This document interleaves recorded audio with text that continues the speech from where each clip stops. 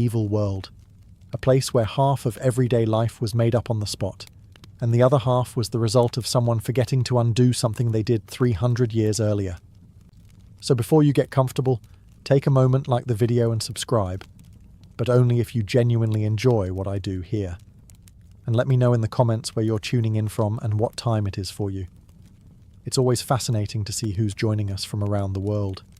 Now, dim the lights, maybe turn on a fan for that soft background hum, and let's ease into tonight's journey together. The medieval town crier was never intended to become a full-time profession. In theory, he was supposed to shout one message, just one, something urgent like, "The mill is on fire," or "Please stop throwing rotten fish at the tax collector."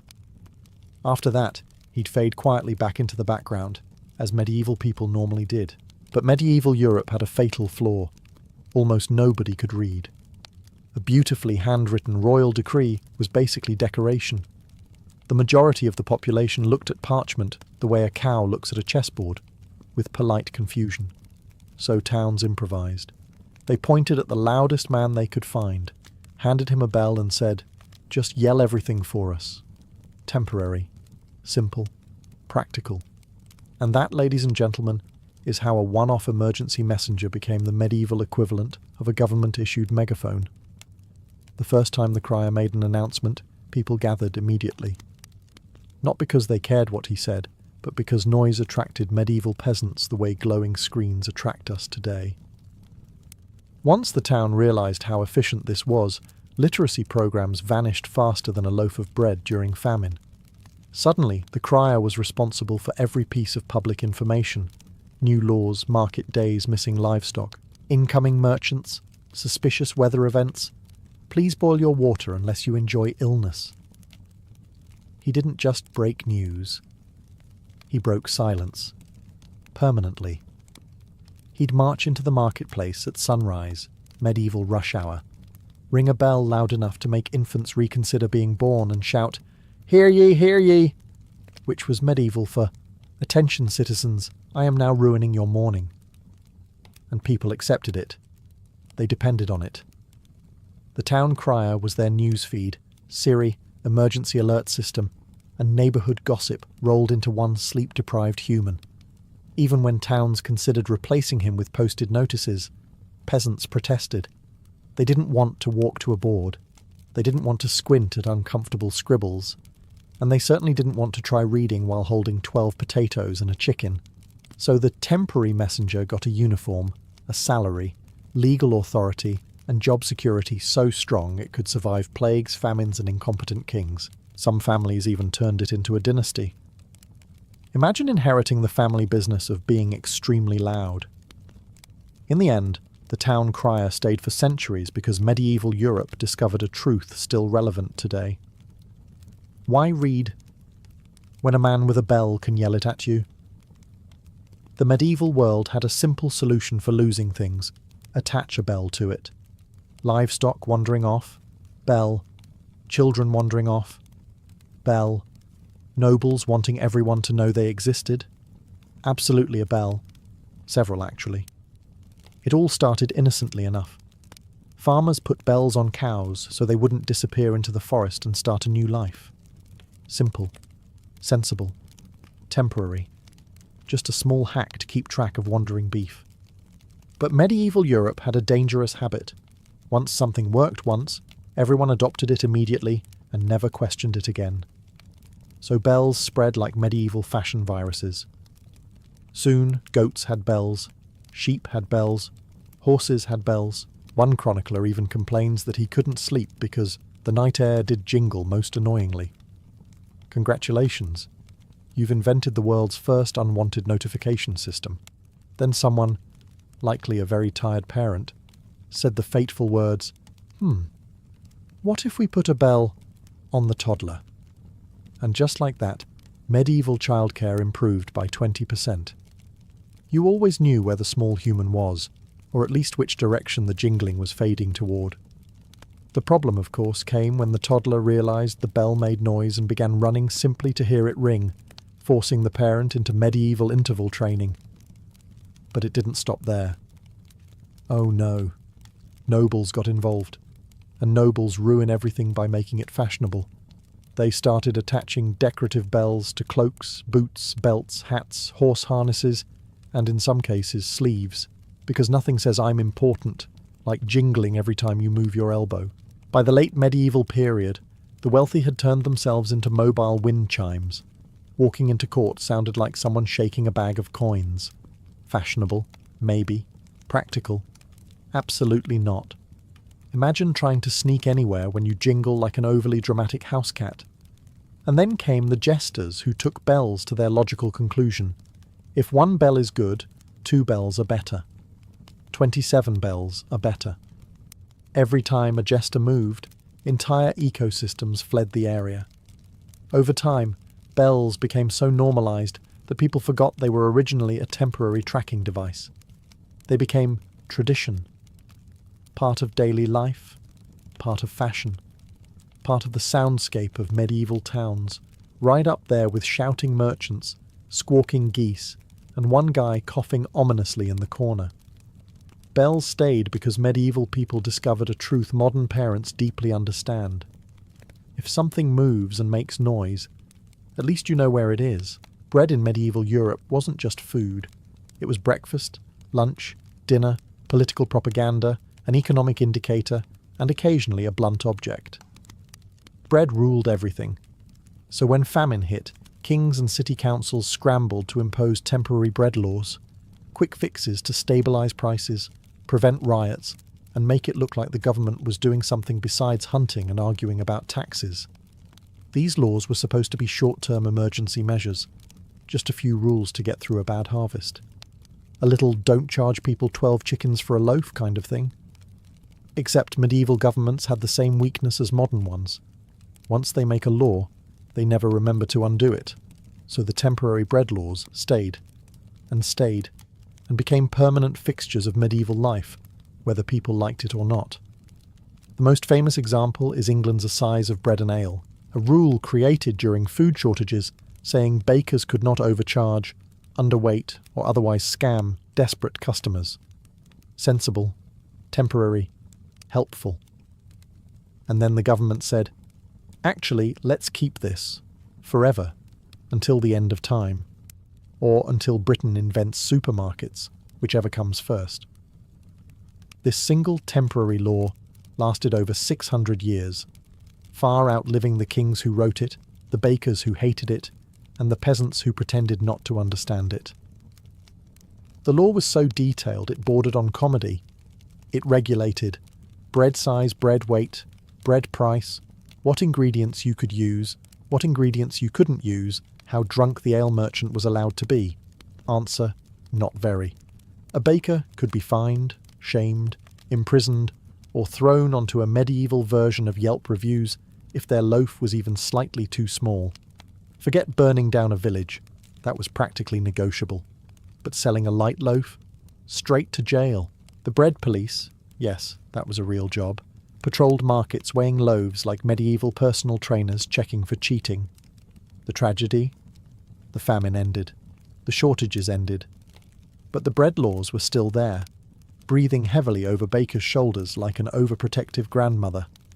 Medieval people accepted it because tradition is stronger than logic, and because bread riots were terrifying. Angry mobs armed with stale loaves were not to be underestimated. So a temporary regulation intended to stop chaos became one of Europe's longest-lasting, most micromanaging laws. All because nobody wanted to say, hey, do we still need this? Straw on tavern floors began as one of those charming medieval temporary ideas that should have lasted a single evening and then politely exited history. Some innkeeper, preparing for a feast or festival, scattered clean straw across the floor to absorb spilled ale, mask questionable smells, and give the place a rustic, cosy atmosphere. Guests loved it. Or more accurately, they were too intoxicated to complain. The innkeeper woke up the next morning, surveyed the scene of destruction, and realized something miraculous. The straw had absorbed everything. The ale, the mud, the tears, the mysterious puddles that no one could identify. It was nature's medieval cleaning product. All he had to do was rake it up and replace it, a perfect short-term solution. But medieval innkeepers, being medieval, took this as a sign from heaven. If straw made cleanup easier once, why not? Always. Why not keep the floors permanently covered in something visitors couldn't see through, smell through, or judge too harshly? And so a temporary decoration became a lifestyle choice. Soon travellers expected taverns to have straw on the floor. If you entered a medieval inn and saw bare wood, something was terribly wrong. Either you had wandered into a noble establishment where they frowned upon fun, or the place had been recently robbed and the straw stolen for warmth. Straw became part of the tavern identity, as essential as the bar, the ale, and at least one man in the corner who definitely wasn't sleeping, just resting his eyes. Over time, the straw layer thickened. New straw was thrown on top of old straw. More drinks were spilled. More boots tracked in mud. More arguments ended in overturned tankards. Eventually, tavern floors developed geological layers like an archaeological site, each stratum telling the story of last night's questionable decisions. The smell did not improve, but medieval people were trained professionals in ignoring smells. Their homes smelled like smoke, livestock, sweat, and occasionally despair. A little tavern straw odour didn't even register on their olfactory scale. Even health inspectors in later centuries complained about tavern straw harbouring fleas, spilled ale, and several life choices no broom could undo. But by then it was too late. Straw floors were tradition. You don't argue with tradition, especially not while standing in it. So what started as a one-night aesthetic choice became a continental habit that lingered for centuries, all because someone once said, just throw some straw on it.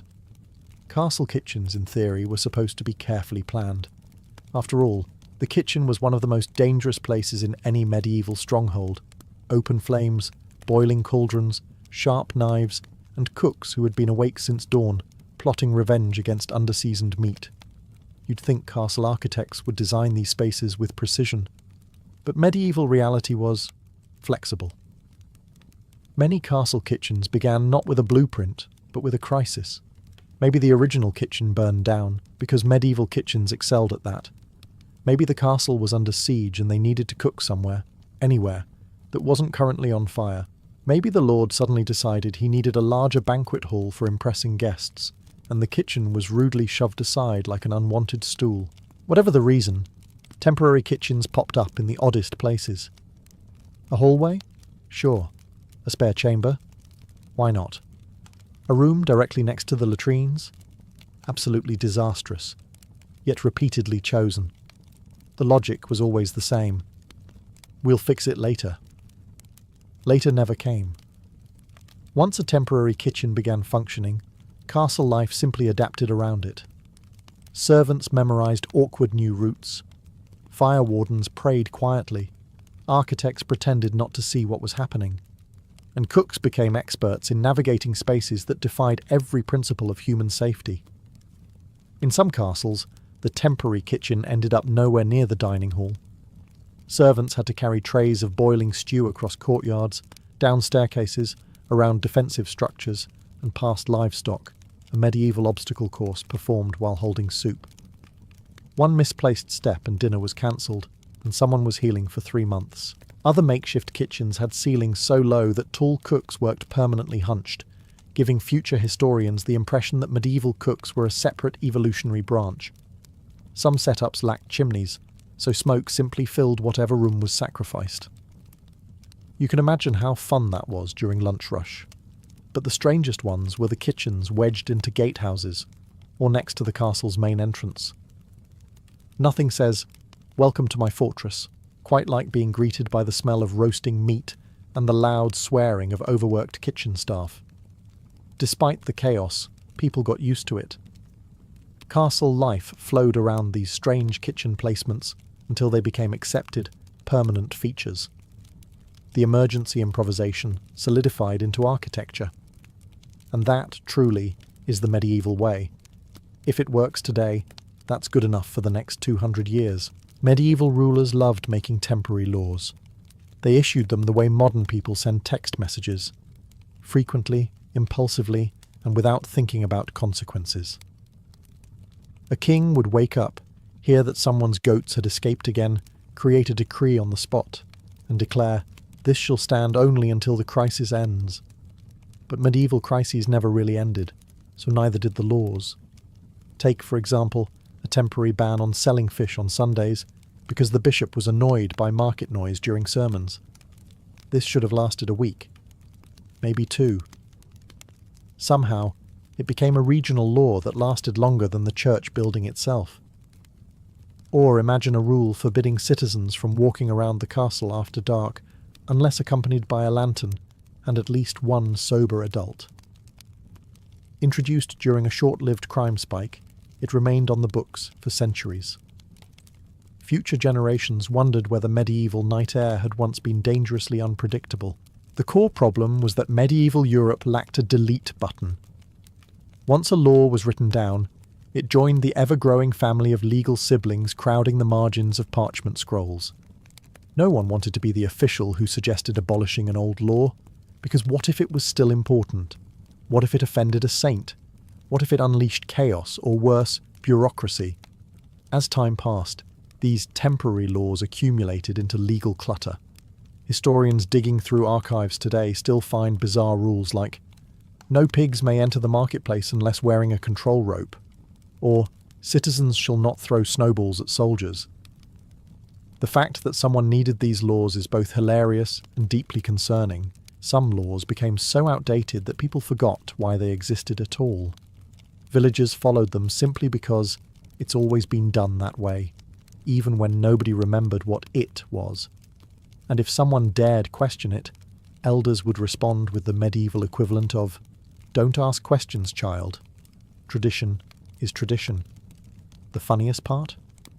Medieval rulers occasionally tried to clean up the system by issuing new temporary laws to fix the old temporary laws, which quickly became additional permanent laws. Legal reform was like trying to extinguish a fire by throwing parchment at it. In the end, medieval Europe didn't just inherit traditions from its ancestors, it inherited centuries of spontaneously created regulations that refused to die. A temporary decree could disappear overnight, or it could haunt society until the Renaissance. You never knew which.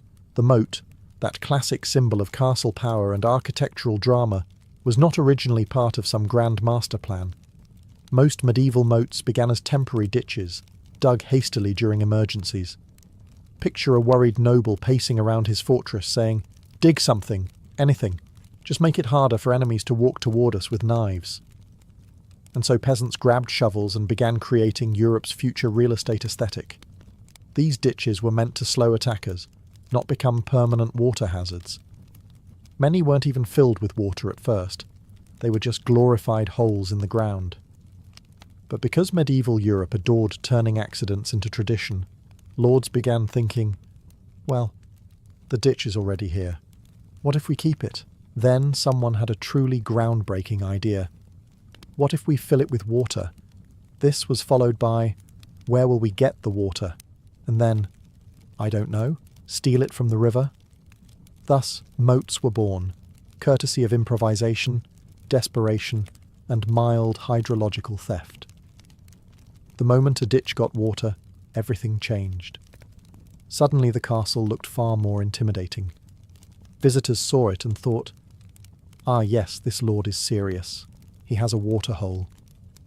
Never mind that the water was often murky, stagnant, and occasionally home to an ecosystem no biologist would dare approach. To medieval eyes, it screamed authority. Of course, water moats came with side effects. Mosquitoes rejoiced. Local frogs received an unexpected housing upgrade.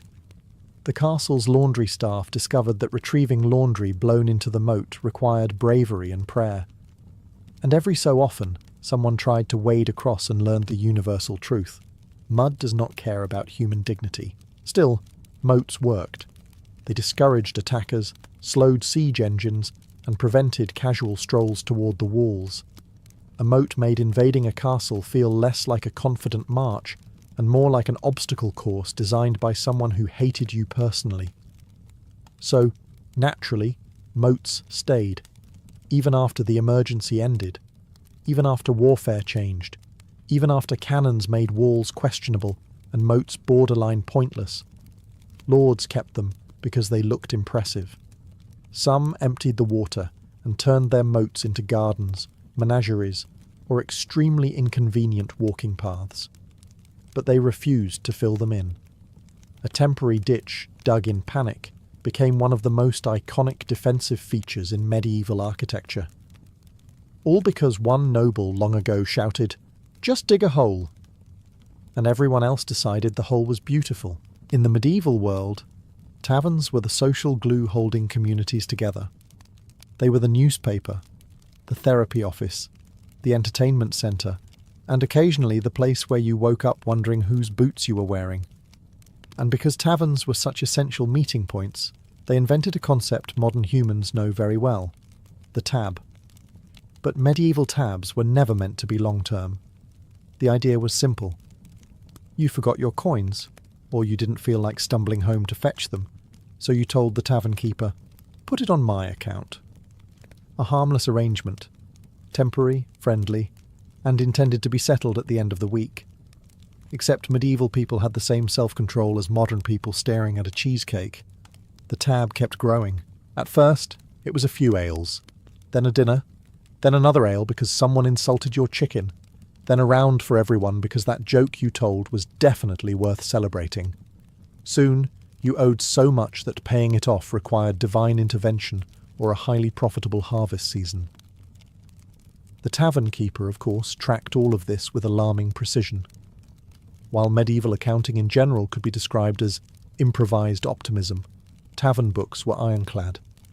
He might forget who owned the sheep wandering outside, but he absolutely remembered that you owed him 11 ales, 3 meals, and 1 broken stool from last Thursday. When a customer died, which in medieval times happened with cheerful frequency, the tavern keeper simply transferred the tab to the next of kin. Medieval inheritance law was merciless. Land passed to heirs, debts passed to heirs, and yes, the tavern tab passed to heirs. Imagine inheriting your great-uncle's bar bill and thinking, "I wasn't even born when he bought this soup." Some families carried tavern debts like cursed heirlooms. A young man would declare, "I'm finally free to start my life," only for the tavern keeper to appear like a medieval tax spirit and say, "Actually, you owe 6 gallons of ale your grandfather drank during the famine of 1321. Tavern tabs became so entrenched that some villages treated them like unofficial credit systems. People traded, negotiated, and even bragged about their tabs. The most impressive villagers owed enough to mortgage a small castle. In the end, the medieval tab lasted because it solved a problem everyone had, wanting ale now and responsibility later. It was a temporary convenience that became a generational institution, a medieval tradition born from thirst and perfected by procrastination. In the medieval winter, survival required creativity, determination, and occasionally the willingness to let a chicken sleep in your living room. The original idea was simple and practical. During the coldest months, when temperatures could drop lower than a nobleman's empathy, peasants brought their chickens indoors temporarily to prevent them from freezing to death. After all, a living chicken produced eggs, but a frozen one produced only disappointment. This was meant to be a seasonal arrangement. 3 months of winter together, then everyone politely returning to their designated living spaces. But medieval humans quickly discovered an unexpected benefit. Chickens indoors meant eggs indoors. No more stumbling out into a snowstorm just to see if a hen felt generous. The hen was now sitting by the hearth like a grumpy, feathered roommate, warming herself and silently judging everyone. Soon chickens claimed corners of cottages, rearranged straw piles, and strutted around with the confidence of beings who knew they were essential to household survival. The peasants accepted this. They were used to sharing their homes with smoke, tools, children, and occasionally livestock, so a chicken or 3 barely registered as unusual. The problem arose when winter ended and the chickens didn't want to leave. By spring, many hens had grown accustomed to luxury living. Why go back to the drafty coop when the cottage offered warmth, companionship, and unrestricted access to fallen crumbs? It didn't take long for peasants to realize that their temporary winter guests were now permanent tenants. Cottage life reorganized itself around them. Families stepped carefully to avoid crushing a half-asleep hen. Meals involved shooing chickens away from the table with the same tired sigh used on misbehaving toddlers. Conversations were frequently interrupted by enthusiastic clucking, and every household developed that one chicken who believed she was in charge. Chickens became part of the domestic soundtrack, the crackle of the hearth, the quiet hum of conversation, and the occasional triumphant cackle announcing an egg delivery. Medieval visitors barely noticed. After all, their own cottages were equally chaotic. If anything, a chicken indoors was a sign of prosperity, because it wasn't dead. Over generations, the practice became normalized. What began as a crisis measure transformed into a charmingly chaotic tradition. Cottages became micro-farms, and chickens became unofficial members of the family. In the end, medieval people didn't just adapt to chickens indoors, they embraced it. And honestly, the chickens did too. In the early medieval world, most people didn't have surnames. Villages were small, nobody moved anywhere, and everyone knew everyone else's business anyway. If you said John, everyone knew which John you meant, usually from the context of scandal. But as populations grew, medieval society encountered a troubling problem. There were too many Johns. The solution? Temporary nicknames. Just a quick descriptor to tell people apart. John the Baker, John the Tall, John the Quiet, John who smells slightly of fish.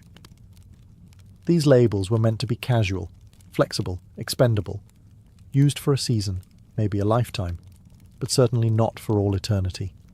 And then medieval bureaucracy entered the chat. When governments started recording taxes, property, and legal disputes, scribes needed identifiers. They couldn't write John, the one who lives kind of near the well but not too close because of that incident. So they used whatever nickname the community already had for him. Once written down, the name became official. And once it became official, it became hereditary. Which is why, hundreds of years later, completely normal families walk around with names like Short, Long, Armstrong, Swift, Brown, Cook, Fisher, and Baker. Names that began as quick labels shouted across muddy streets and never meant to be immortal. Some medieval nicknames were flattering, most were not. Imagine being called John the Bald for one winter while your hair was growing back, only for your descendants 500 years later to sign checks as Mr. Bald. Or consider William Crooked Nose, whose family desperately wished medieval scribes had taken the day off when that name was recorded. Then there are surnames like Folks, Stout, Pepper, Fox, and Goodman, names that hint at personality traits, professions, local jokes, or unfortunate events no one in the modern family remembers, but definitely happened. The funniest cases are the surnames that freeze a single moment in time, like a medieval screenshot. Someone once slipped in the mud, or chased a goat, or burned a batch of bread, and now their descendants are forever known by the fallout of that moment. That's not a surname, that's cosmic comedy. By the late Middle Ages, surnames were locked in. Temporary nicknames had transformed into full-blown identities. The medieval world took a fleeting joke and made it genealogical destiny. And honestly, that might be the most medieval thing of all. Medieval Europe did not plan its road system. Planning implies intention, foresight, meetings, diagrams, and at least one person saying, "Let's not do this terribly." Medieval roads, on the other hand, happened because enough people walked through the same muddy field until a trench appeared, and everyone collectively decided, yes, this is the road now. Originally, these paths weren't meant to last. They were temporary shortcuts created during seasonal changes, farmers taking a quicker route during harvest, shepherds guiding animals around flooded meadows, merchants trying to avoid whatever wolf lived near the main path. These routes were improvised, accidental, and deeply, profoundly unsuitable for long-term use. But medieval society had a rule. If something worked once, it would be used forever. Permanence by laziness. Soon, entire communities adopted these muddy trenches as their main roads. No paving, no gravel, Not even an attempt to flatten the ground. Just a line of churned earth carved by human feet, horse hooves, cartwheels, and the occasional confused goose. And then it rained. Rain was the mortal enemy of medieval travel. A pleasant drizzle could transform a road into a swamp, and a proper storm could turn it into something resembling bread dough. Carts got stuck. Horses sank. People lost shoes so frequently that finding footwear in the mud was basically a neighbourhood hobby. Medieval chroniclers describe roads as deep, treacherous, or impassable, which are polite ways of saying, do not attempt unless you enjoy suffering. Yet no one fixed them.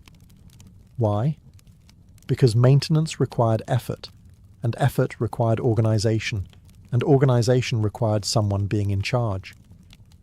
Medieval villages were masters at avoiding all three. The Crown occasionally declared, henceforth all towns shall repair their roads.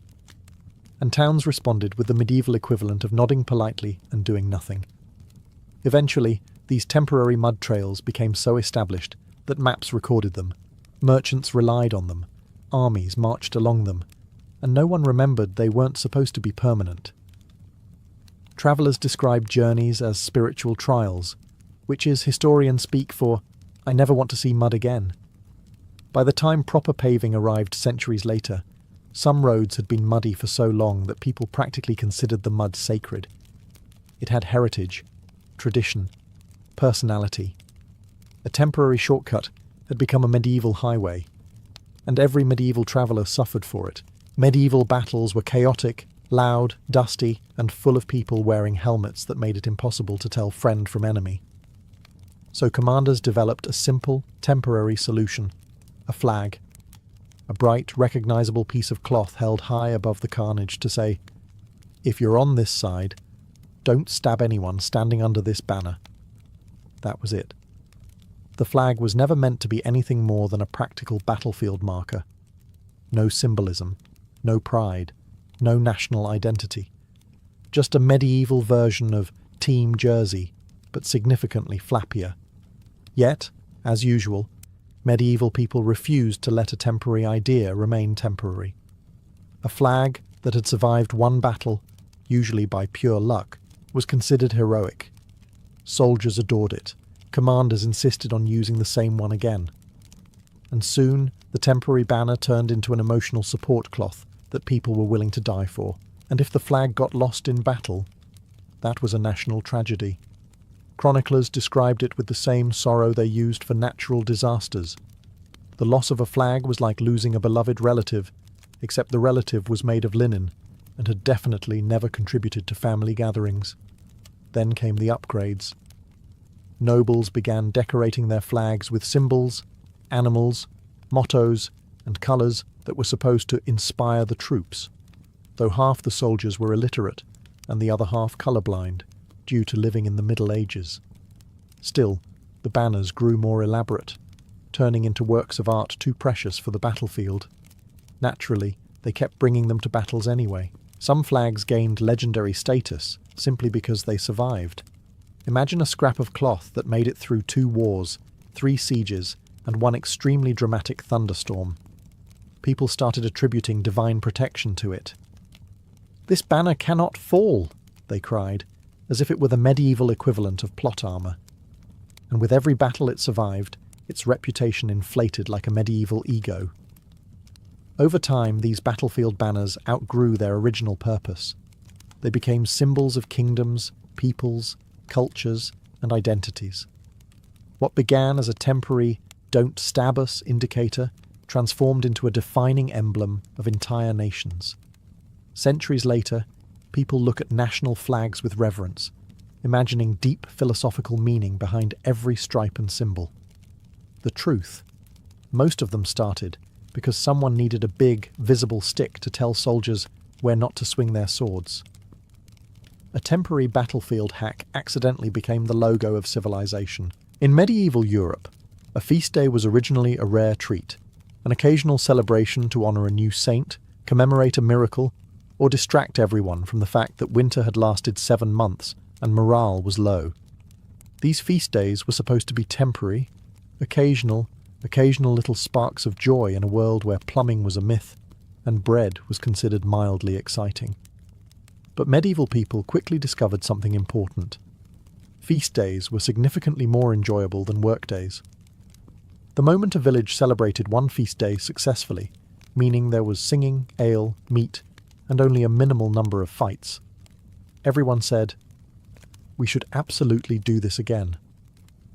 Other villagers heard about it and said, "Why don't we have a feast day like that?" And the church, which loved a good saint, kept officially approving more. Soon the medieval calendar resembled a child's notebook, packed, chaotic, and containing celebrations no one remembered assigning. What began as a handful of holy days ballooned into an overwhelming schedule of feasts, vigils, saints' birthdays, saints' deaths, saints' cousins' miracles, and local traditions that made perfect sense to villagers but zero sense to historians. Some towns celebrated the feast of the saint who allegedly chased away a plague. Others honoured the saint who stopped a cow from escaping. One village even held a feast for a man who did something good with bread, though the details were tragically lost to time. The result was glorious chaos. On paper, medieval peasants were supposed to work most days of the year. In reality, depending on the region, up to 1/3 of the calendar was consumed by feasts, half-feasts, pre-feasts, and post-feasts. You might wake up planning to harvest barley, only to discover it was Saint Someone or Other's Day, and thus, by the sacred laws of tradition, you were required to socialise and drink instead. Even authorities complained, but not enough to stop the trend. Kings sometimes tried to reduce the number of feast days for productivity, only to attend them enthusiastically when invited. Priests tried to enforce moderation and ended up hosting the most elaborate celebrations. Hypocrisy was part of the charm. By the late Middle Ages, Europe was drowning in feast days, and no one could remember which ones were originally temporary celebrations. A single event meant to lift village spirits had evolved into a permanent excuse to stop working. And medieval people, being geniuses in their own chaotic way, embraced it wholeheartedly. Medieval hairstyles were not designed with subtlety or restraint. They were created by people who woke up one morning, made a questionable grooming decision, and accidentally launched a regional trend. Many of the most iconic medieval hairstyles, the ones we see in manuscripts and wonder, why, began as temporary experiments, jokes, or acts of desperation. Take the infamous tonsure, for example. Monks shaved the top of their heads, supposedly to symbolize humility. Realistically, it probably began because someone made a hair-cutting mistake, panicked, and declared, "It's holy now." Instead of correcting the mistake, monasteries adopted it for centuries, producing thousands of holy men who looked permanently startled. Then, there were the shaved foreheads worn by fashionable noblewomen. This started as a short-lived attempt to create the illusion of a larger, more elegant forehead, considered the height of beauty. A single noblewoman probably tried it as a joke, or to hide a botched haircut, and suddenly half the continent was plucking and shaving their foreheads as if auditioning to be medieval light bulbs. Temporary fad? Absolutely.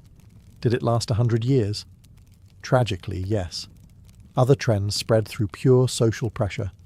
Imagine a duke shows up to court with a ridiculous haircut, two tufts sticking out like horns, or hair shaped into a cone, or curls so elaborate they require architectural support. People laugh, thinking it's satire. But the duke insists it's fashion.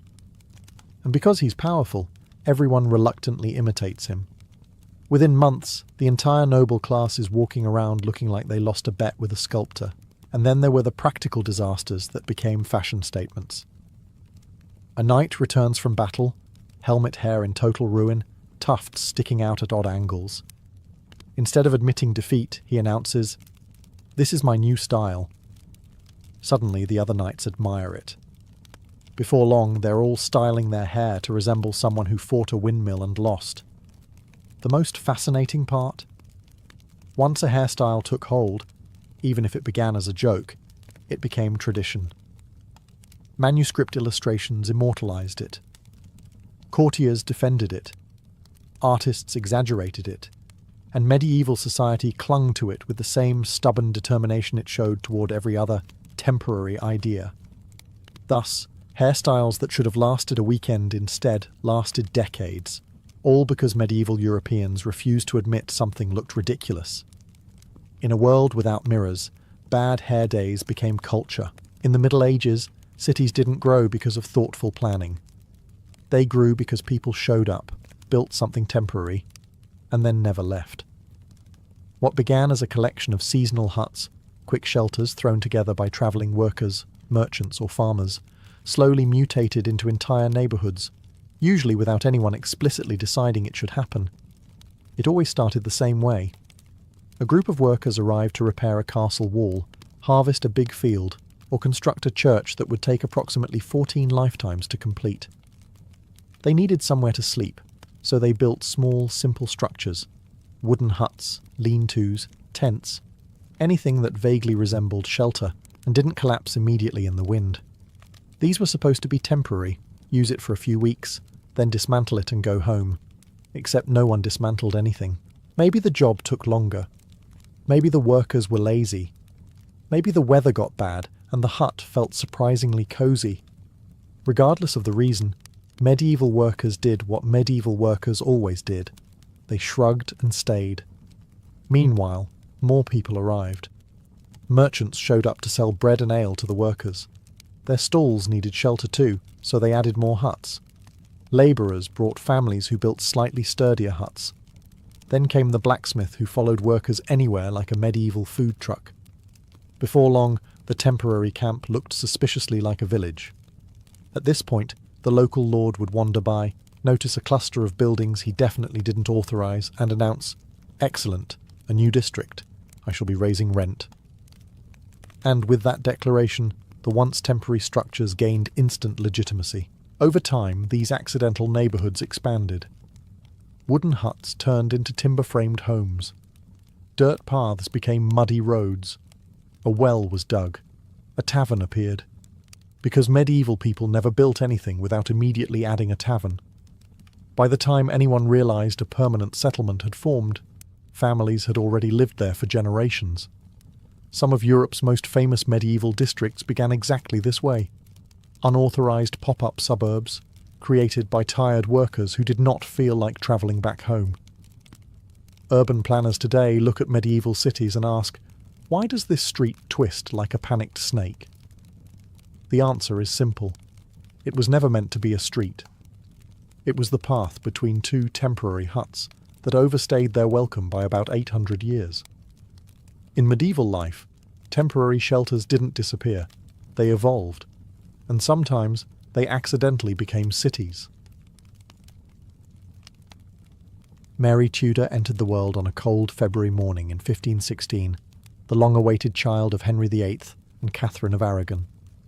She wasn't the son her father had prayed for, but she was healthy, bright-eyed, and startlingly intelligent for an infant who was barely expected to survive her first winter. Almost immediately, ambassadors wrote about her with the kind of astonishment usually reserved for prodigies. She learned Latin before most noble children learned table manners, played the virginals with practised elegance, and carried herself with a calm dignity that made even adults straighten their posture around her.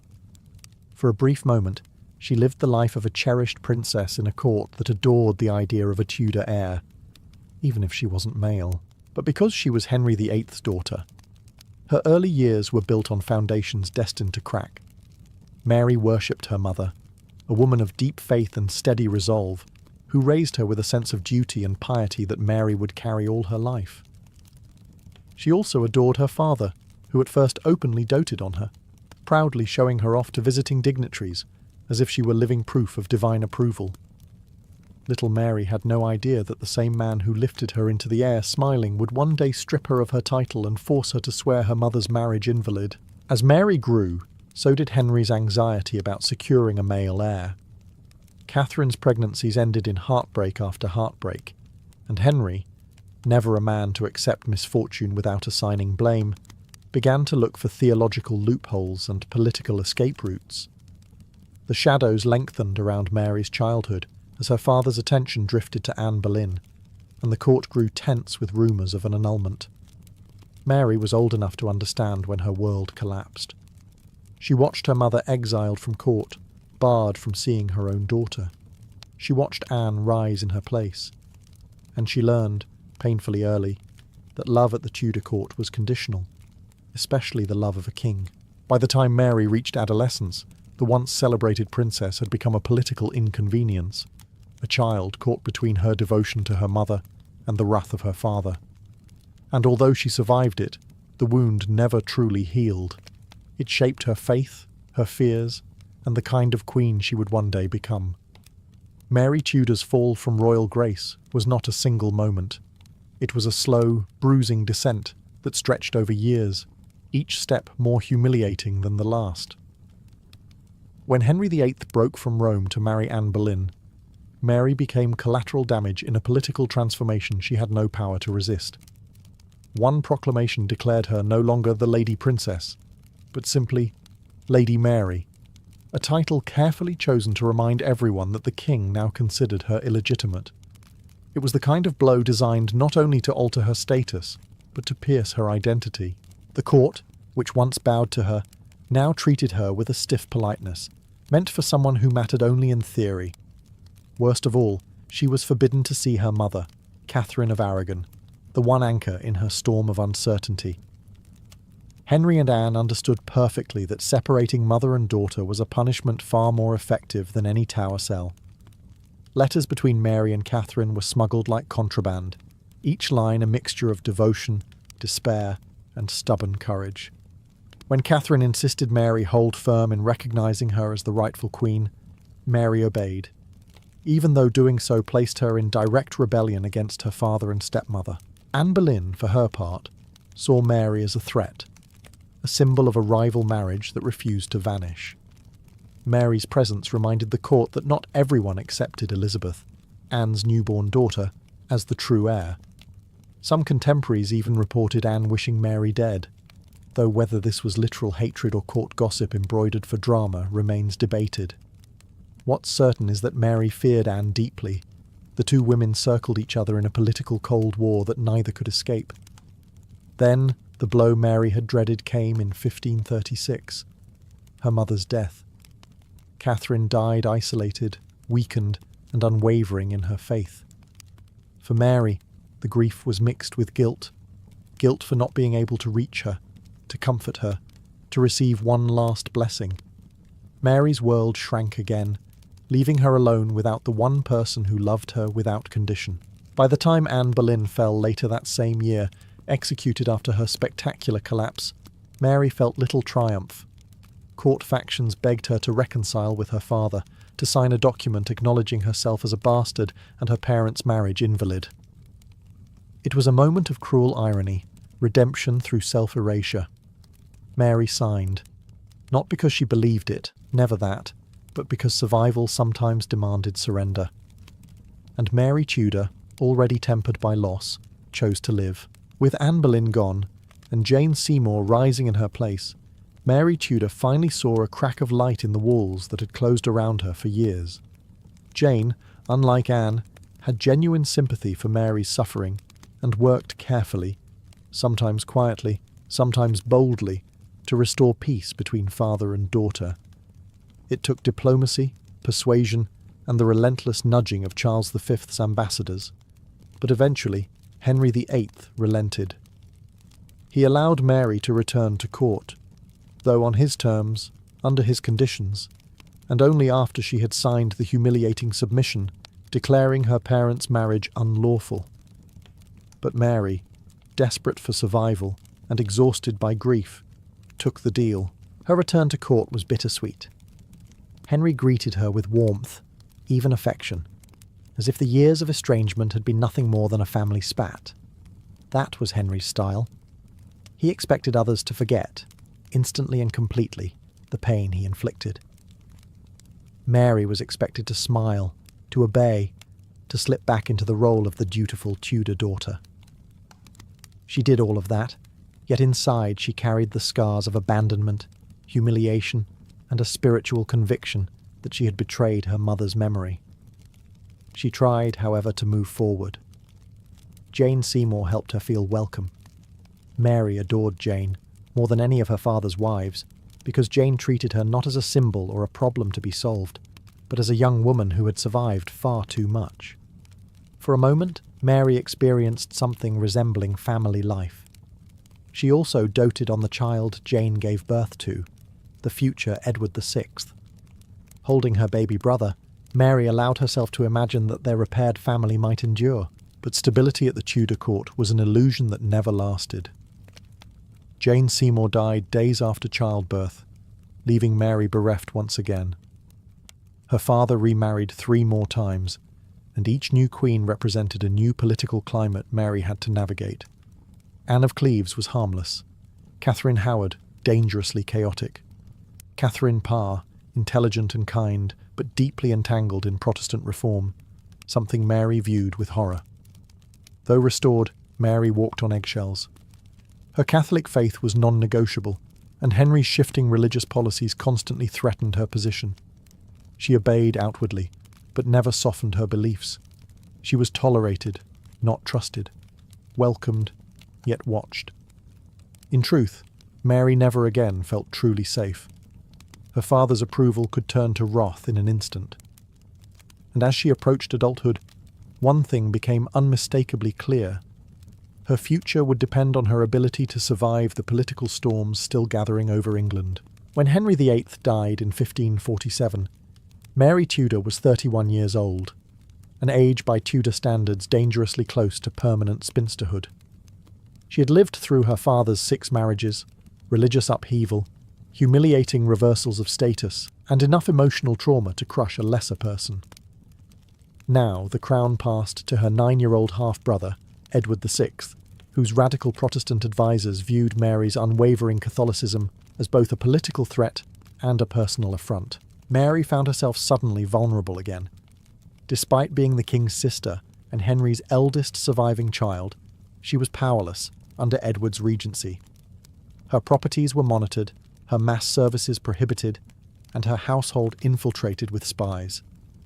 Edward's council pressured her relentlessly to abandon Catholic worship, something she refused again and again, even when it placed her on the edge of treason. This resistance was not stubbornness for its own sake. Mary saw faith as her anchor, the one part of her identity no political pressure could take from her. The more they tried to bend her, the more she stiffened. Her relationship with Edward deteriorated rapidly. He saw her defiance as rebellion. She saw his demands as persecution. Their final meetings were bitter, painful exchanges between a dying boy king and a sister who understood that the moment he passed, the realm would be thrown into chaos. Edward's death in 1553 triggered exactly that. The Duke of Northumberland attempted a desperate political coup by placing Lady Jane Grey, Edward's Protestant cousin, on the throne. It was a risky move, one that banked on Mary being too isolated, too unpopular, or too frightened to challenge it. But Mary Tudor had survived far worse than political scheming. She fled, gathered supporters, and within days amassed an army greater than Northumberland's forces. Even Protestants joined her cause, not out of devotion to Catholicism, but because Mary was Henry VIII's rightful heir.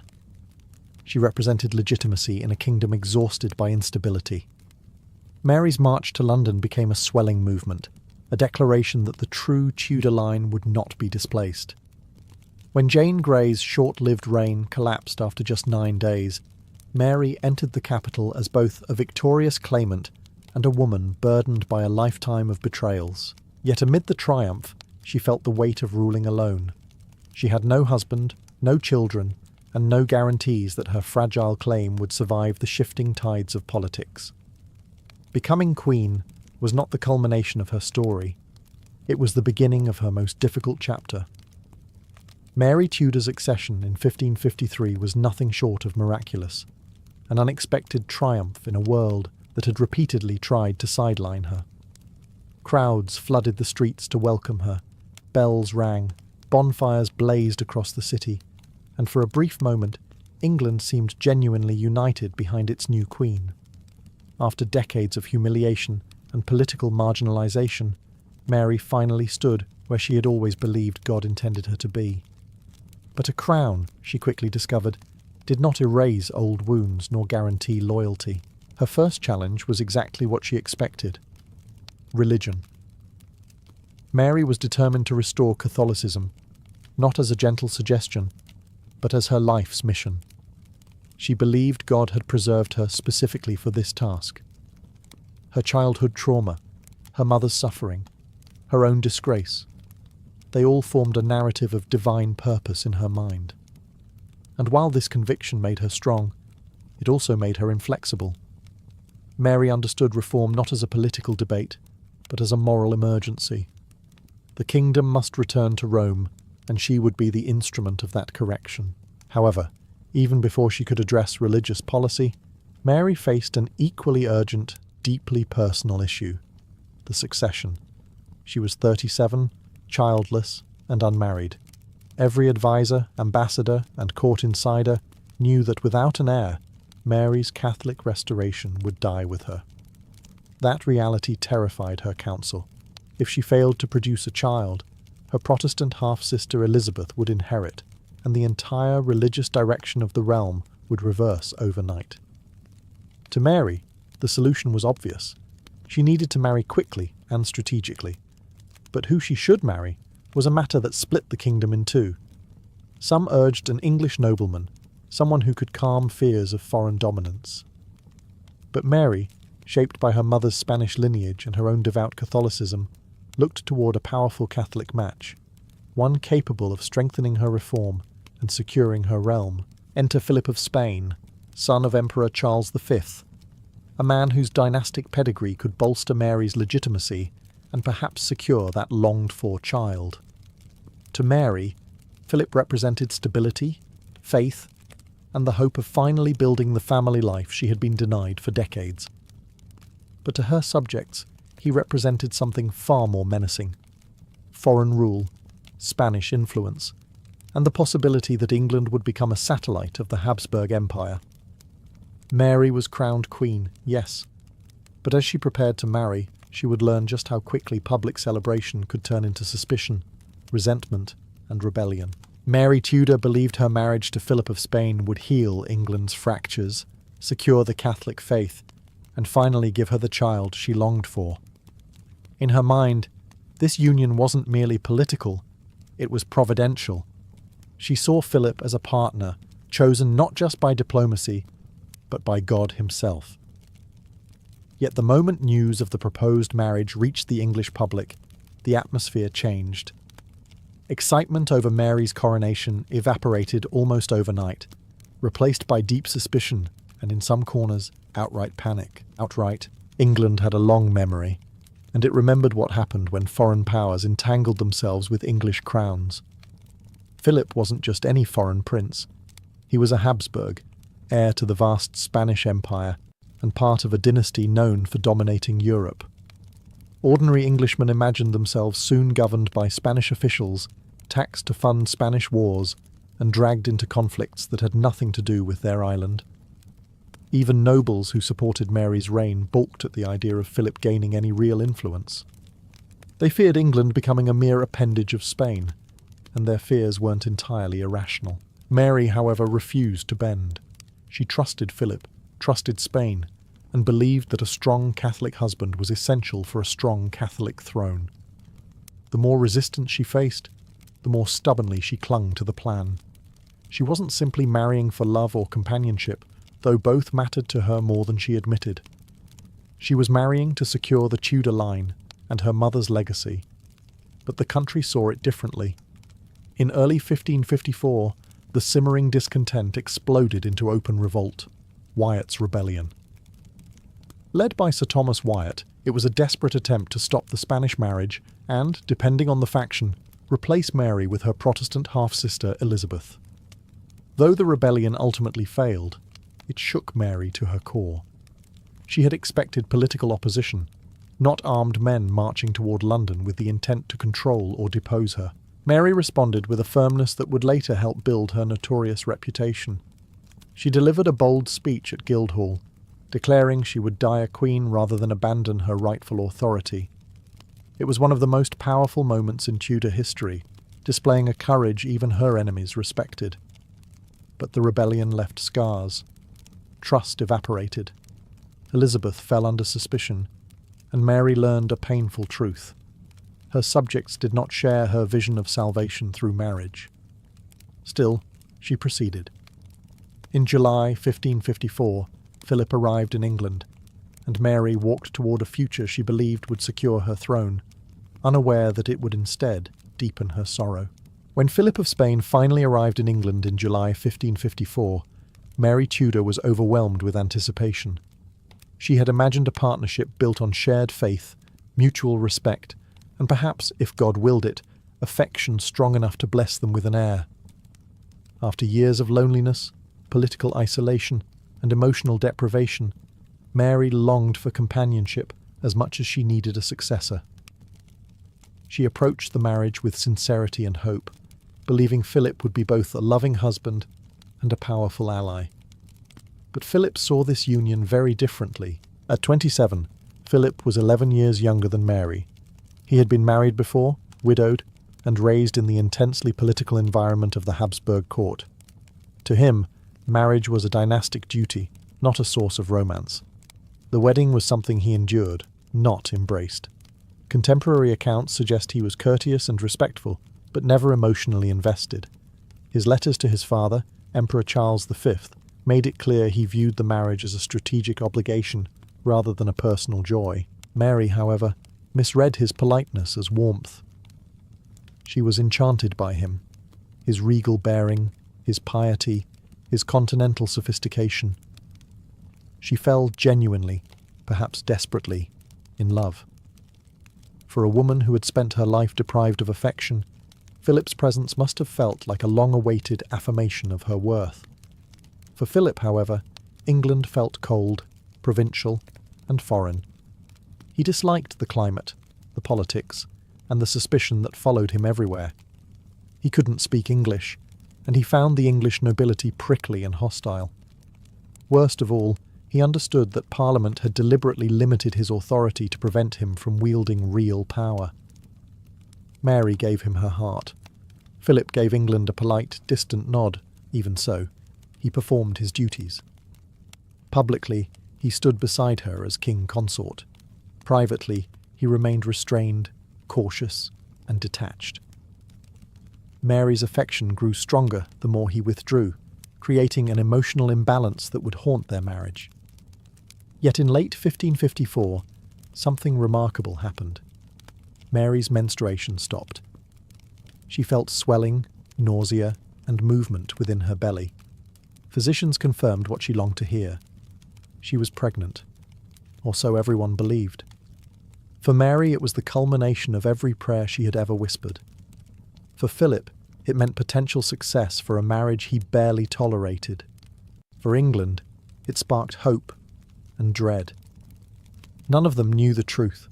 This pregnancy would become one of the most tragic illusions in Tudor history.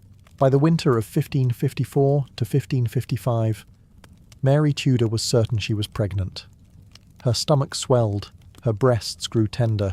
She felt the familiar signs every midwife recognized. Court physicians confirmed it, courtiers celebrated it, and Europe prepared for the birth of a Catholic heir who would secure England firmly within the Habsburg sphere. For Mary, the news felt like divine vindication. After a lifetime of loss, her mother, her title, her dignity, God was rewarding her with the child she had begged for since girlhood, the child that would anchor her marriage, her reign, and her faith. Her joy was real, her symptoms were real, but the pregnancy was not. Today, historians believe she suffered from pseudocysis, or phantom pregnancy, a psychological and hormonal condition often triggered by extreme stress, trauma, and intense desire for motherhood. And Mary had all three in abundance. Her body mimicked pregnancy so convincingly that even trained physicians were fooled. She had every sign except the only one that mattered, a developing child. Nonetheless, preparations began. A nursery was furnished, a cradle was carved. Letters announcing the birth were drafted in advance. Parliament even debated whether Philip should rule as regent if Mary died in childbirth. Philip himself softened toward Mary during this period, not because he loved her romantically, but because a successful pregnancy meant political victory. To his credit, he remained by her side far more gently than earlier accounts suggest. By spring of 1555, Mary retreated into confinement, the traditional seclusion for a queen nearing labour. The court waited. Europe waited. Mary waited, day after day, for pains that never came.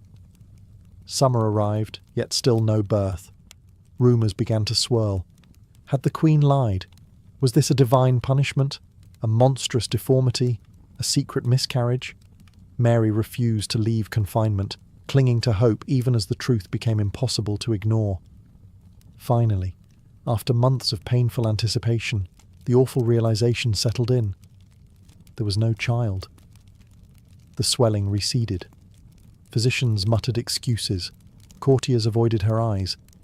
And Mary, who had been denied love, denied stability, denied so many simple human joys, was now denied the one thing she believed God had promised her. The emotional devastation was immense. She felt humiliated, betrayed by her own body, and terrified of what her childlessness meant for England. Philip drifted away again, summoned back to continental politics.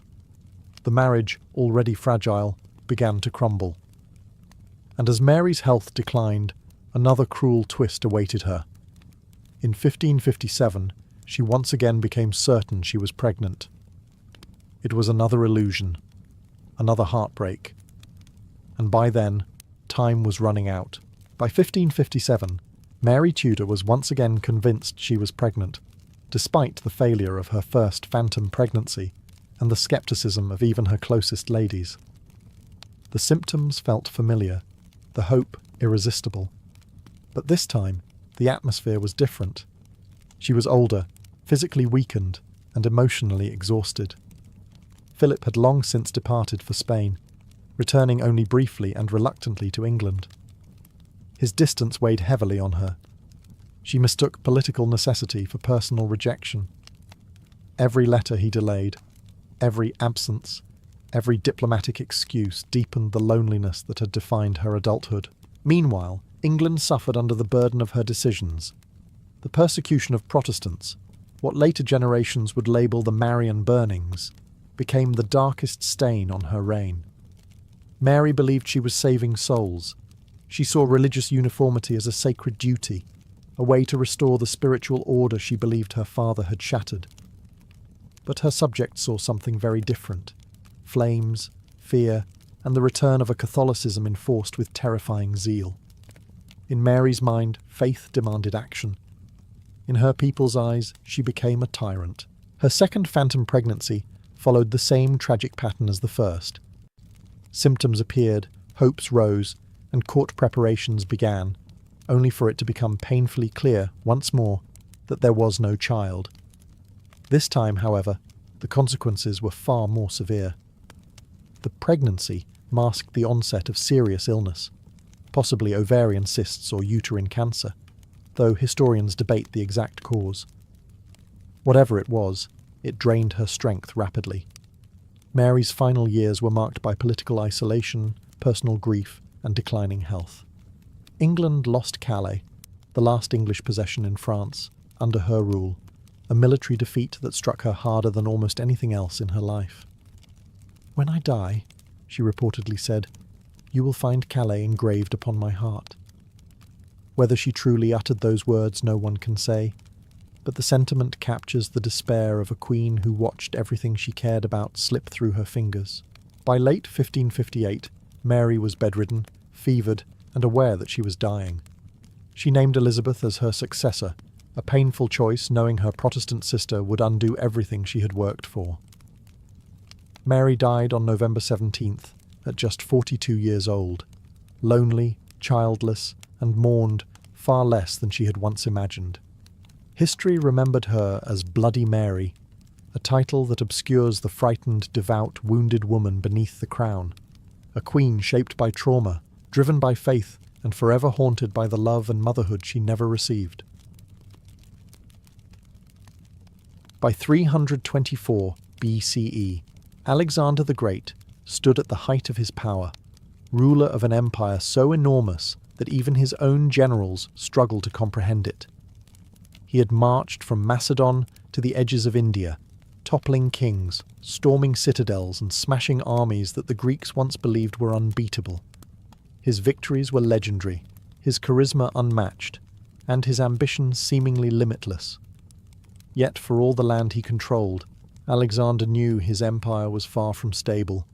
It was stitched together by force, not trust, and without unity, the seams would eventually tear. The real challenge facing Alexander wasn't geography or logistics, it was people. Macedonians and Greeks saw themselves as the rightful conquerors, viewing Persians and other Eastern peoples as subjects, not equals. Persians, meanwhile, resented the heavy Macedonian presence, the new ruler's arrogance, and the cultural disruptions that followed Alexander's campaigns. Even within Alexander's own army, tensions simmered.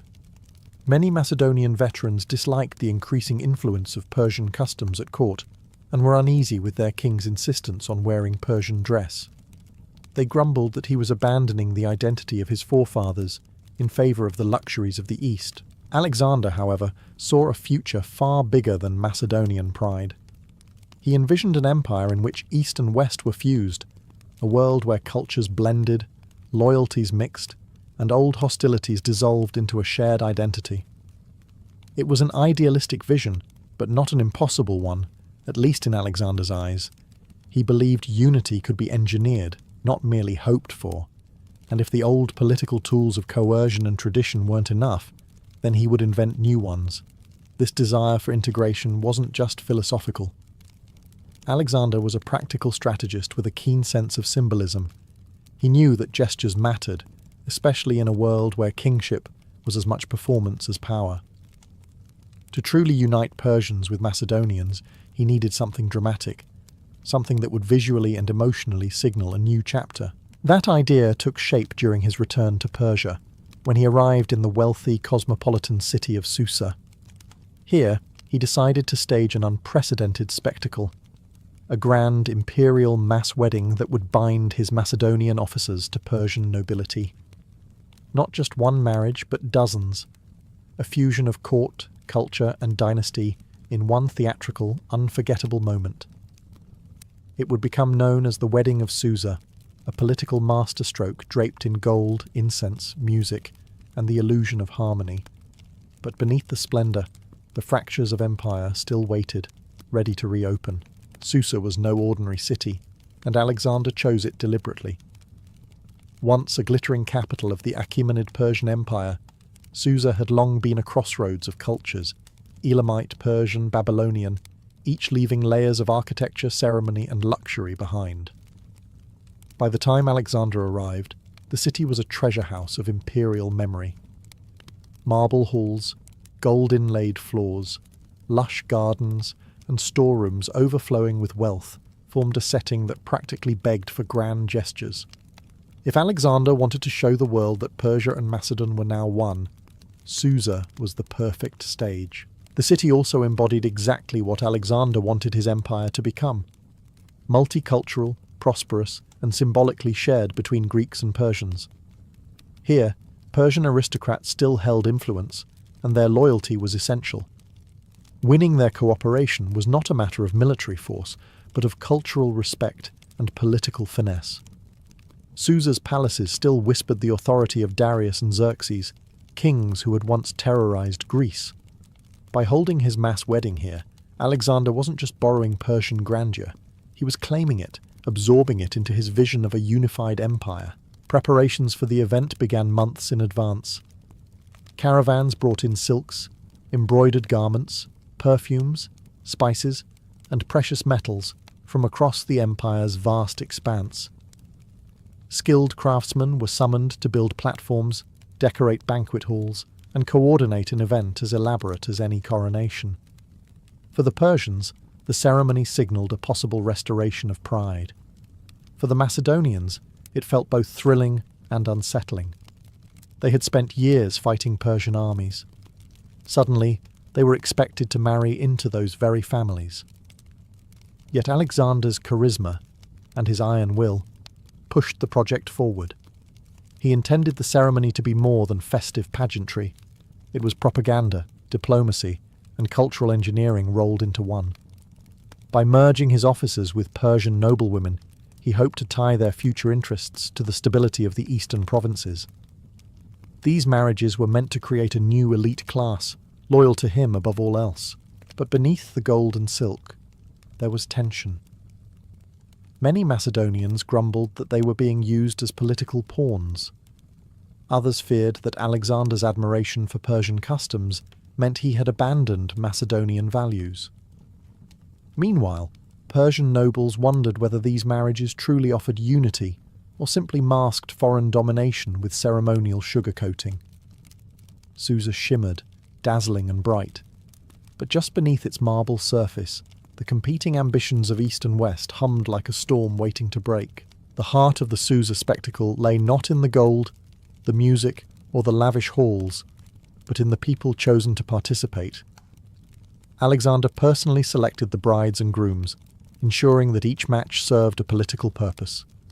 His army's most elite officers, companions who had fought beside him through deserts, mountains, and endless campaigns, were paired with Persian noblewomen, many of them daughters or relatives of the very dynasty Alexander had conquered. It was a symbolic act, almost theatrical in its intention. The old Persia and the new Macedon bound together, not by treaties or threats, but by blood. At the centre of it all were Alexander's own marriages. He already had one Persian wife, Roxana of Bactria, whom he had married years earlier.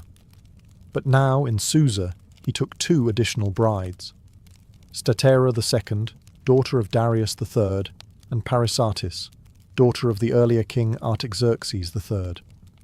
These unions were carefully chosen. By marrying into both the recently fallen Achaemenid dynasty and an earlier branch of Persian royalty, Alexander wrapped himself in the legitimacy of Persia's ancient kings. He wasn't just a conqueror anymore, he was positioning himself as a rightful heir. For the Macedonian officers, the situation was more complicated. Some welcomed the marriages. A noble Persian bride brought prestige, political alliances, and generous dowries. Others, however, saw the arrangement as a burden. They were soldiers, not diplomats. Many already had wives back in Macedon, and while Alexander insisted this ceremony superseded any previous unions, the men knew resentment awaited them at home. The Persian brides, meanwhile, were caught between duty and uncertainty. Raised in families whose world had been overturned by Alexander's conquest, they now found themselves woven into the fabric of his empire. For some, the marriage offered security. For others, it felt like imprisonment wrapped in silk. Yet they understood the stakes. Their presence at the ceremony represented Persia's future, offered up as a gesture of trust or submission. All told, around 80 Macedonian officers were paired with noble Persian women. The scale was breathtaking. No Greek or Macedonian king had ever attempted anything like this. It wasn't merely a political strategy, it was social engineering on an imperial level. And still, beneath the ceremony's grandeur, tension simmered. Macedonians whispered about losing their identity. Persians whispered about being absorbed by force. Each bride and groom represented more than a marriage. They represented the fragile possibility of unity, or the seeds of resentment that could fracture the empire from within. When the wedding of Susa finally began, it unfolded with a level of splendor that stunned even those accustomed to Persian luxury. Alexander intended the event to overwhelm the senses, every sight, sound, and scent engineered to convey the majesty of his empire. The palace complex was transformed into a shimmering festival ground. Tapestries hung from pillars of glazed brick, braziers released waves of fragrant incense, and gold ornaments glimmered in the torchlight like captured sunlight. Susa had seen royal ceremonies for centuries, but nothing quite like this. The banquet hall alone was legendary. Gigantic carpets woven in brilliant reds and blues rolled across the floors. Rows of gold and silver couches awaited the guests. Musicians played a blend of Greek melodies and Persian court music, creating a soundtrack that mirrored Alexander's political vision. A cultural fusion, elegant and deliberate. Aromatic perfumes drifted through the air, mingling with the smell of roasted meats and sweet pastries dipped in honey.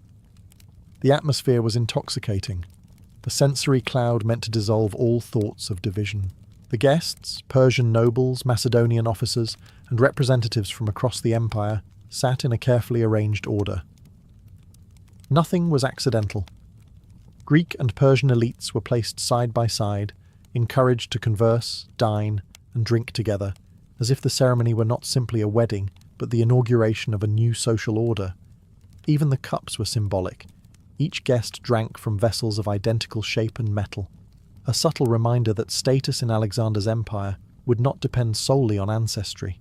Then came the procession of brides. They entered in radiant garments, Persian dresses embroidered with gold thread, shimmering veils, and ornaments that had once belonged to the Achaemenid court. Alexander's two brides, Statera and Parysatis, walked with serene dignity, followed by the 80 Persian noblewomen who would marry his officers. The spectacle was emotional, political, and theatrical all at once. Macedonian soldiers watched with both awe and unease, while Persian nobles observed with quiet calculation. When Alexander rose to speak, the hall fell silent. He addressed the crowd not as a Macedonian king, but as the sovereign of a united world, praising harmony between cultures and calling this mass wedding the dawn of a new era. His words were bold, idealistic, perhaps even naive. But in that moment, under the glow of torches and gold, it was easy to believe unity was possible. The feast lasted for days.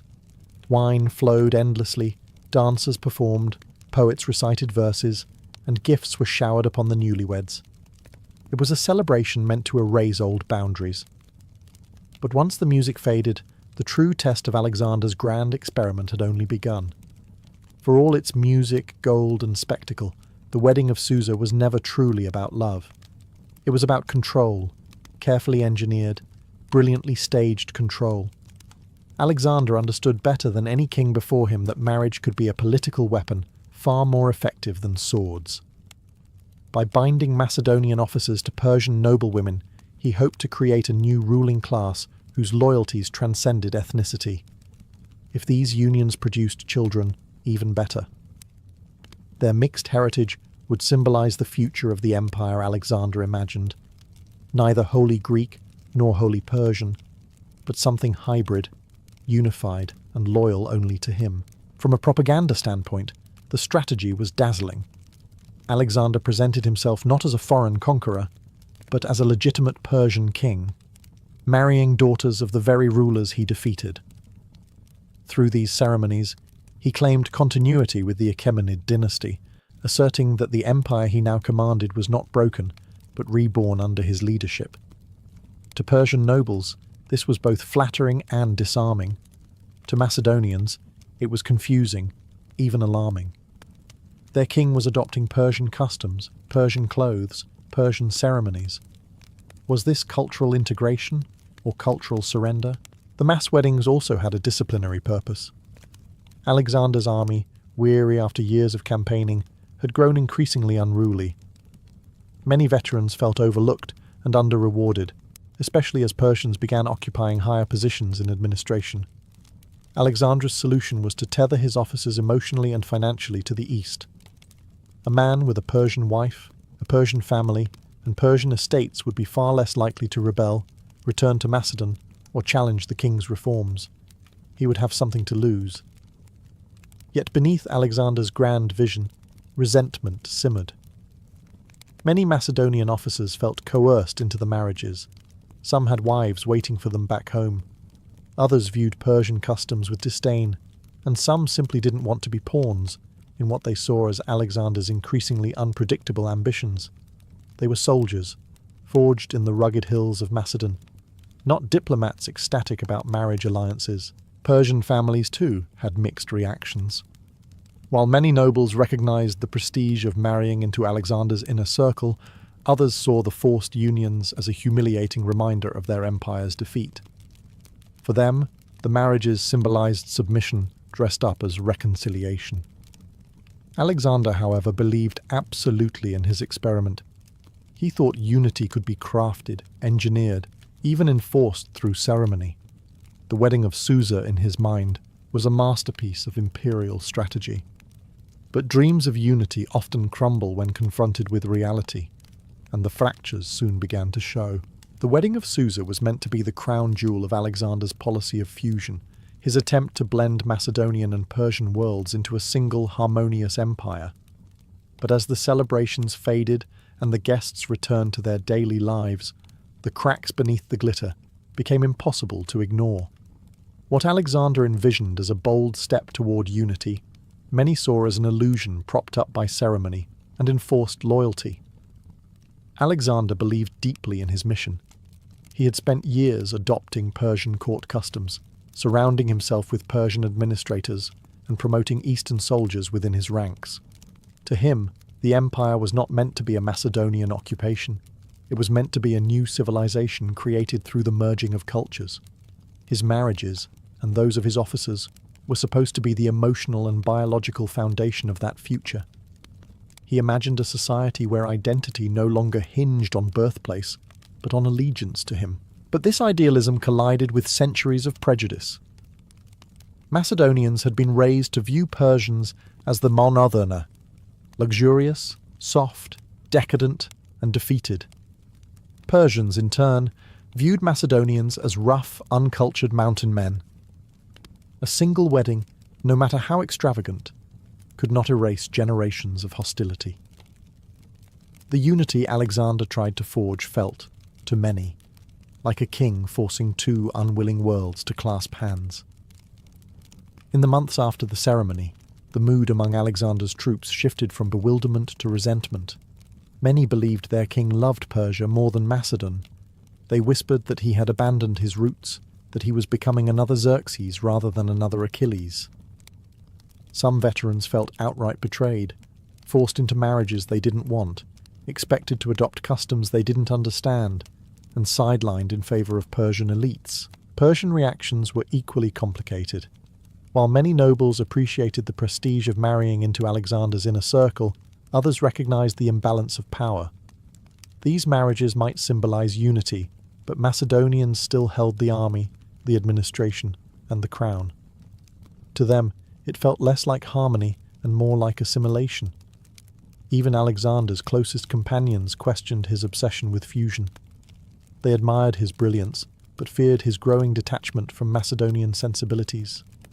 In their eyes, he was no longer the king who led them from the front, but a distant ruler dreaming of an empire no one else truly understood. Alexander pressed on, convinced that unity was within reach. But the reality was unavoidable. Harmony could not be commanded, and loyalty could not be manufactured through marriage. The empire looked united at Susa, but beneath the surface it remained deeply divided. When the music of Susa faded and the last gold cups were collected, the true consequences of Alexander's grand experiment began to surface. What had been, in Alexander's eyes, a beautiful symbol of unity, was to many of his soldiers a bitter reminder that the world they knew was slipping away. Macedonian officers who had fought beside him since the early campaigns in Greece now felt increasingly alienated from the king they once adored. The mass marriages had not bridged cultures. They had exposed the widening fracture between Alexander and his men. For the rank and file, resentment brewed quickly. These were hardened veterans, men forged in relentless campaigns from Granicus to Gaugamela. They had endured hunger, heat, wounds, and endless marches, driven by loyalty to Alexander and pride in their Macedonian identity. But now they watched their king dress like a Persian, appoint Persians to high offices, and encourage officers to adopt Persian customs. The wedding at Susa felt like the final step in their king's transformation into a foreign ruler. Some whispered that Alexander had been captured by Asia, not militarily, but culturally. Officers struggled too. Many had married Persian noblewomen they barely knew, and though the dowries were lavish, the emotional cost weighed heavily. Some feared their existing wives in Macedon would be cast aside or replaced. Others resented being used as political tools. They loved Alexander, but they did not share his dream of fusion. They had conquered Persia, they did not wish to become Persians. The resentment reached a boiling point during the Mutiny of Opis in 324 BCE, just months after the weddings. When Alexander announced he would send elderly Macedonian veterans home and replace them with Persian soldiers, the troops erupted in fury. They accused him of abandoning them in favour of foreigners. They shouted that he was no longer their king, but the king of the Persians. For Alexander, who believed sincerely in his mission, the mutiny felt like a personal betrayal. He responded with fierce emotion, first with rage, then with reconciliation. He publicly wept, embraced his soldiers, and invited Macedonians and Persians alike into a symbolic union called the Brotherhood of Man. It was a beautiful moment, but also a fragile one. The truth was simple. Alexander wanted unity more than his empire wanted to be united. The weddings of Susa had not healed old wounds. They had widened them, revealing an empire stretched between its king's vision and its people's resistance. And the biggest test was still to come. In the months following the wedding of Susa, Alexander pushed harder than ever to solidify his dream of a unified empire. He imagined children born from the Susa marriages growing into a new ruling class, one that owed its identity not to Macedon or Persia, but to him alone. He believed he had laid the foundation for a hybrid society, a world where cultural lines blurred and loyalty transcended geography. But fate had a cruel habit of turning Alexander's grand plans into tragedy. The first unravelling came quietly. Many of the Macedonian officers treated their new wives with indifference or open resentment. Some simply ignored them. Others viewed the marriages as temporary obligations and continued living as if they were bachelors. Persian noble families, who had hoped for genuine alliances, began noticing the cold treatment. Instead of unity, bitterness festered. Alexander's attempt at social engineering was cracking long before the empire itself did, but the true collapse came far more dramatically, through Alexander's own death in Babylon in 323 BCE, barely a year after the Susa ceremony. His passing at only 32 years old left the empire leaderless, confused, and trembling at the edges. The vision he had declared eternal now depended on men who had never truly believed in it. One of the first acts of Alexander's successors was to dismantle the Susa marriages altogether. The Macedonian generals, suddenly free from Alexander's idealistic oversight, divorced their Persian wives almost immediately. Some did it quietly, others did it with open disdain. All 80 unions dissolved like mist at sunrise. The message was unmistakable. Alexander's dream of fusion had died with him. The Persian brides, many of them noble women from the highest families, were cast aside. Some returned to their families humiliated. Others were left stranded in a political landscape that no longer had use for them. Statira and Parysatis, Alexander's own Persian wives, suffered even worse fates. In the vicious scramble for power that followed his death, both were murdered, likely on the orders of Roxana, Alexander's Bactrian first wife, who sought to secure her position and that of her unborn child. It was a brutal, bloody bookend to a ceremony that had once glittered with promises of harmony. Within a year, the mass wedding that had symbolized unity became one of the clearest examples of how fragile Alexander's empire truly was. His officers wanted power, not integration.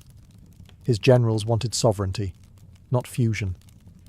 His dream of a blended world shattered as quickly as the marriages he arranged. Susa, once the stage of golden celebration, now stood as a monument to a vision the ancient world was simply not ready to embrace.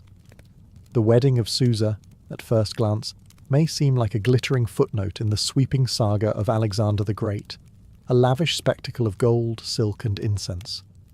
But its significance runs deeper than the ceremony itself.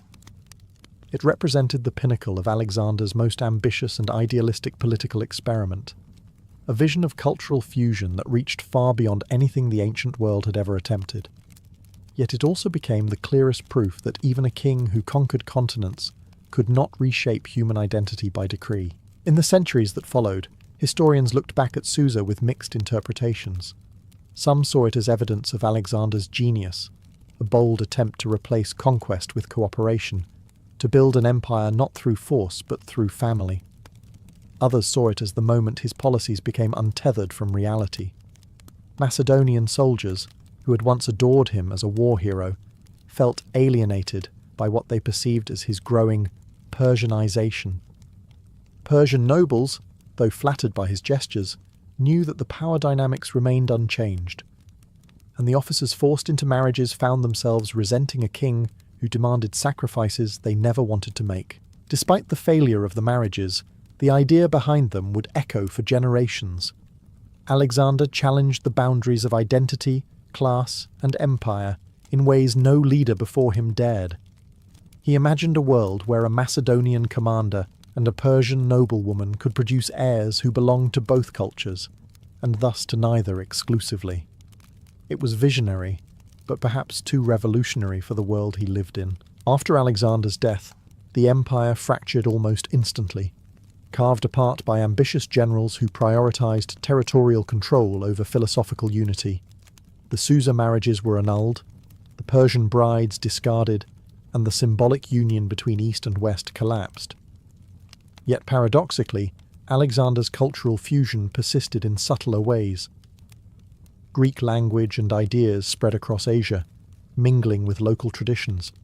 Cities he founded, especially Alexandria, became vibrant centers of multicultural exchange. The fusion he wanted didn't happen through marriage contracts, but through decades of contact, commerce, and migration. The wedding of Susa stands today as a powerful metaphor for Alexander himself. Dazzling, dramatic, daring, and ultimately doomed. It showcased the brilliance of his imagination, but also the limits of his power. He could conquer kingdoms, topple dynasties, and reshape maps, but he could not bend human loyalty or identity as easily as he bent the world to his sword. In the end, Susa remains a reminder that even the boldest dreams require more than spectacle. They require a world willing to change, and in 324 BCE, that world simply wasn't ready. At 7 years old, a Spartan boy experienced a moment that would redefine his entire existence. He was taken from his mother's arms and delivered into the agoge, the state-run institution that would shape, harden, and ultimately claim him. This was not a gentle transition into adolescence. This was a severing. One day he belonged to a family. The next, he belonged to Sparta. The boy's cries, his mother's grief, even his father's silent pride meant nothing against the will of the state. Sparta allowed no softness, no attachments, no childhood in the modern sense. The boy was now a tool being forged. His new home was a communal barracks filled with boys his age, strangers who would become brothers not through affection, but through shared suffering. There were no beds, only piles of reeds the boys had to gather and tear with their bare hands. They slept on these rough mats, often shivering through cold nights with nothing but a thin cloak. Discomfort wasn't a flaw of the system. It was intentional. Every detail was crafted to teach endurance. A Spartan boy learned immediately that warmth, comfort, and parental affection were luxuries he could no longer expect. The food was scarce by design. The boys were given portions so small that hunger gnawed at them constantly. This wasn't negligence, it was strategy.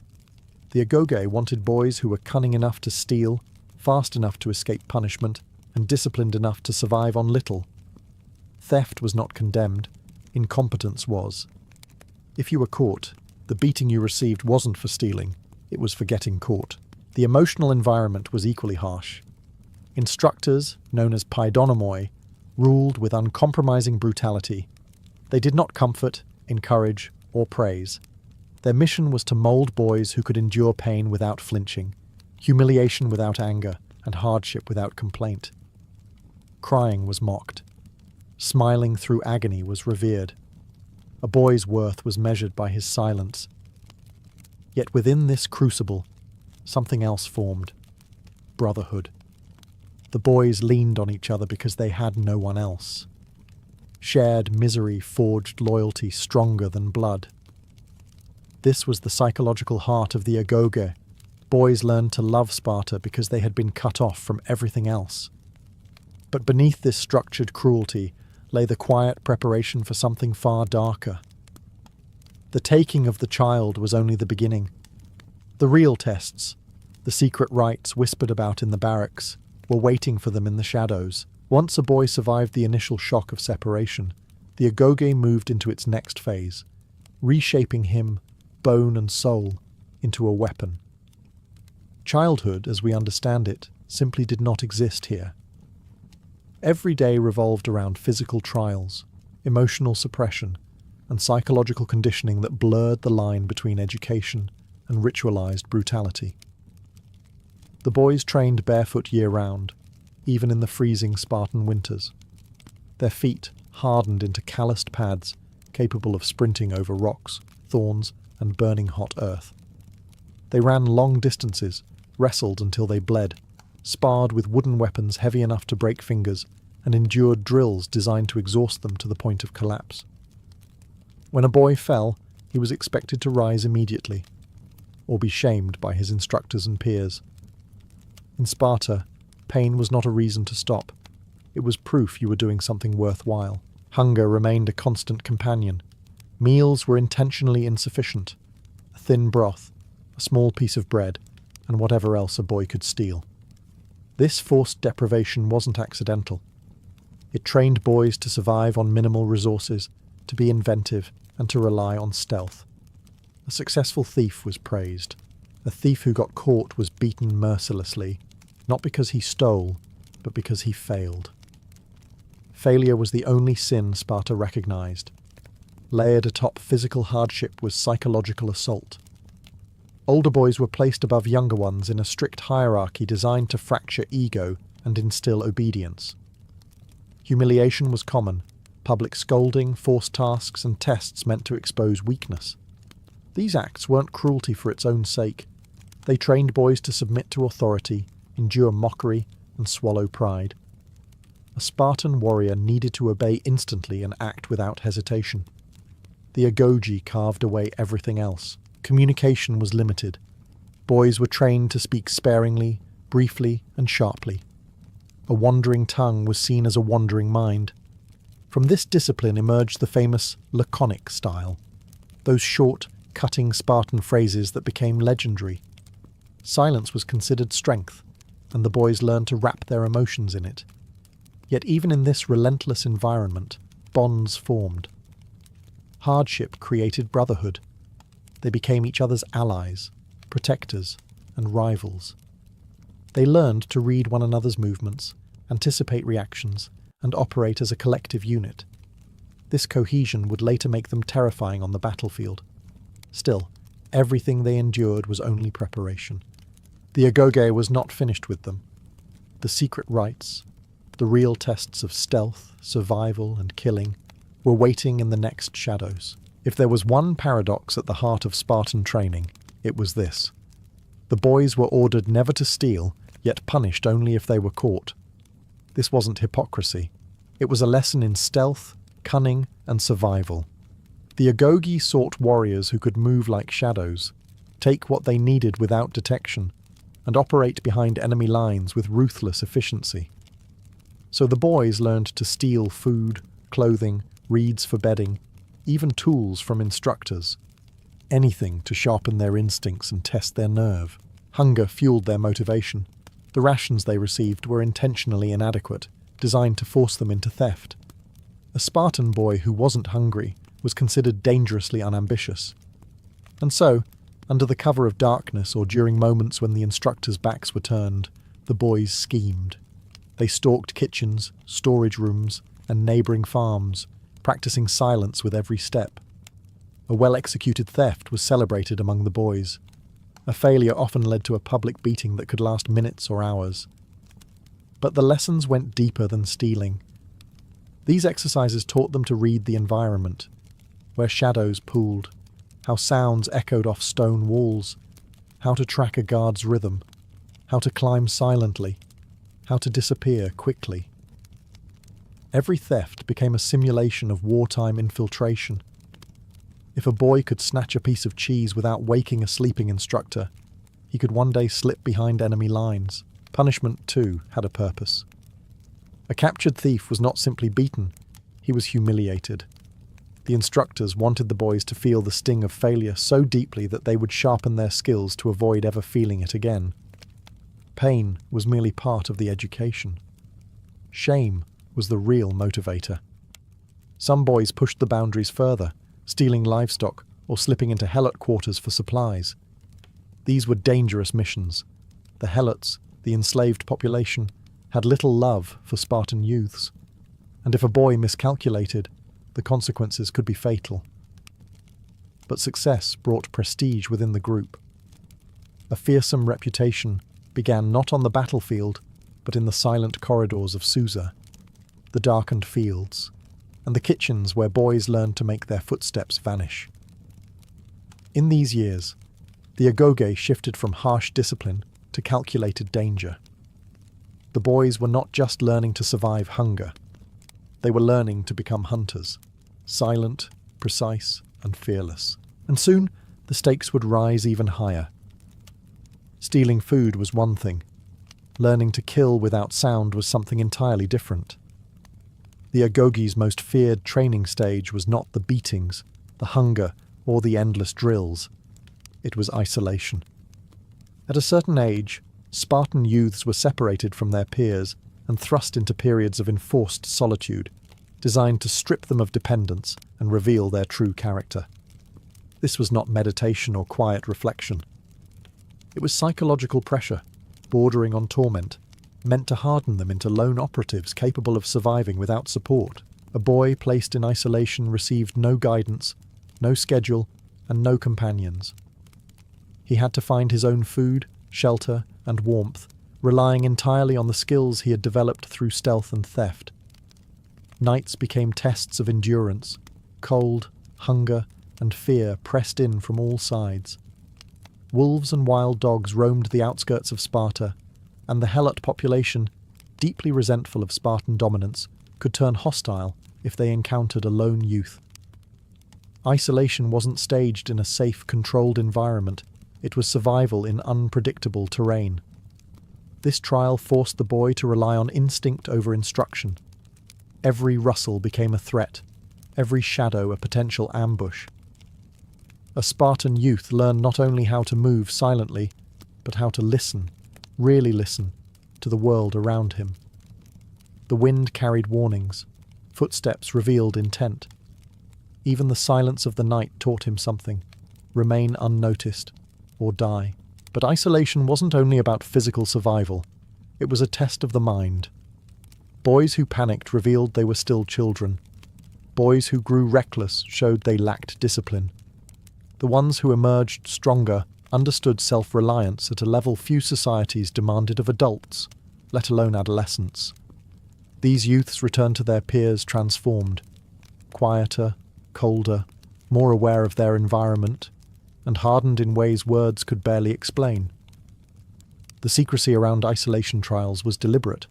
Spartan elders refused to document details and did not encourage boys to speak of them afterward.